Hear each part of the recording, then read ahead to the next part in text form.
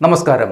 ചെന്നിത്തലയിൽ high school വിദ്യാർത്ഥിനിയെ മദ്യം നൽകി പീഡിപ്പിച്ച സംഭവത്തിൽ കൂടുതൽ വിവരങ്ങൾ പുറത്ത്. ഭാര്യയുടെ സഹായത്തോടെയാണ് യുവാവ് പെൺകുട്ടിയെ പീഡനത്തിന് ഇരയാക്കിയത്.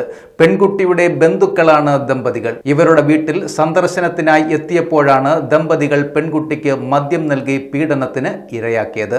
സംഭവവുമായി ബന്ധപ്പെട്ട് യുവാവിനെയും ഭാര്യയെയും പോലീസ് കഴിഞ്ഞ ദിവസം അറസ്റ്റ് ചെയ്തു. സ്കൂളിലെ കൗൺസിലിംഗിനിടെയാണ് വിദ്യാർത്ഥിനി പീഡന വിവരം പറഞ്ഞത്. തുടർന്ന് അധ്യാപകർ പോലീസിൽ വിവരം അറിയിക്കുകയായിരുന്നു.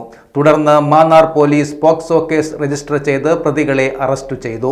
പെൺകുട്ടിയുടെ മാതാവ് വിദേശത്താണ്. ബന്ധുവീട്ടിൽ നിന്നാണ് പെൺകുട്ടി പഠിക്കുന്നത്. ഇതിനിടെ അവിടെ എത്തിയ ബന്ധുക്കളായ ദമ്പതികൾ മദ്യം നൽകുകയും പീഡിപ്പിക്കുകയുമായിരുന്നു. ഭാര്യയുടെ അറിവോടെയാണ് പീഡനം നടന്നതെന്ന് പോലീസ് പറഞ്ഞു.